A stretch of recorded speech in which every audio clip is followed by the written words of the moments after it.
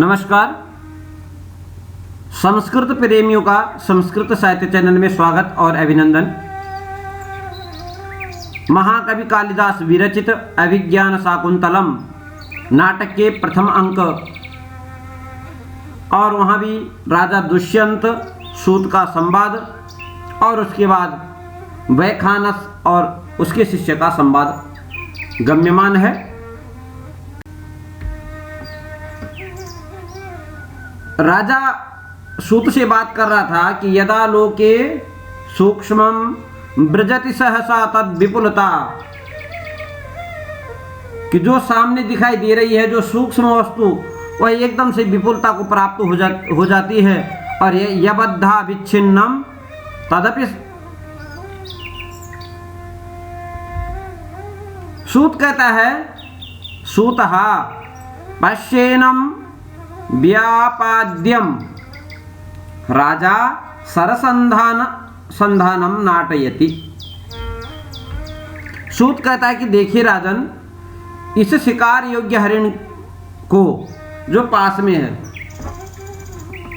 राजा दुष्यंत धनुष बाण का अभिनय करता हुआ नेपथ्य से आवाज आती है, भो भो राजन आश्रम मृगोयम न हंतव्यो न हंतव्यः। नेपथ्य से आवाज आती है कि हे राजन, यह आश्रम का मृग है, इसे मारना नहीं चाहिए। सूत कहता है सूतः आकर्ण्य अवलोक्य च आयुष्मन् अस्य खलु ते बाणपात पथवर्तिनः कृष्ण सारस्य अंतरायो तपस्विनौ संवृतौ। सूत कहता है सुनकर और देखकर आयुष्मान, हे राजन, बाण के लक्ष्यभूत इस कृष्ण सार मृग के और आपके मध्य तप रूपी तपस्वी आ गए हैं। राजा ससंभ्रमम प्रगृह्यन्ताम अभिसवः। राजा सूत से कहता है कि घबराहट के साथ कह रहा है कि लगाम खींच लो।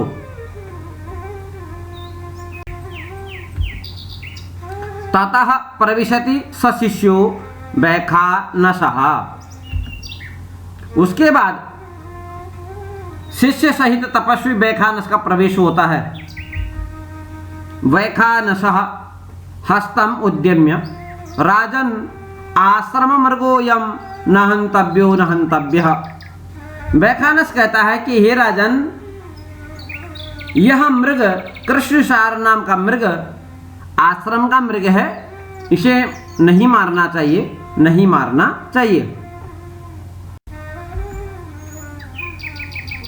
न खलु बाणः सन्निपात्योऽयमस्मिन् मृदुनि मृग शरीरे तूलरासा विवाग्निः।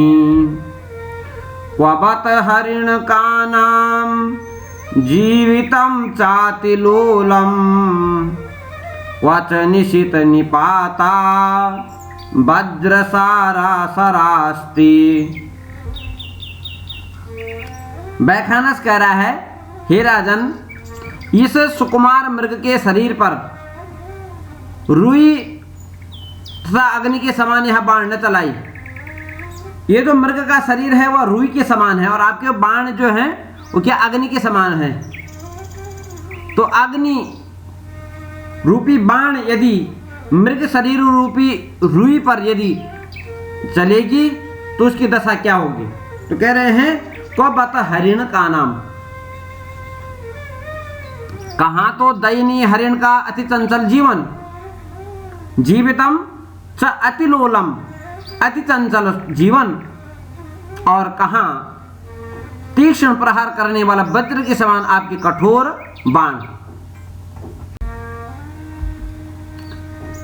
रस आपके पास वही भयानक रस है, भयस्थायी भयानकः व्याघ्रादिभिः विभावस्तु वेपिताद्यनुभावकृत भावे मोहादिभिर्युक्तो भयस्थायी भयानकः।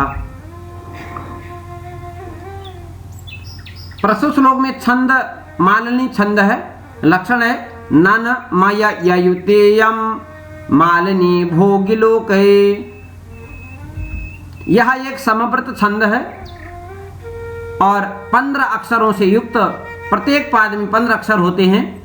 गण क्रमशः नगण, 2 नगण, मगण और 2 यगण है।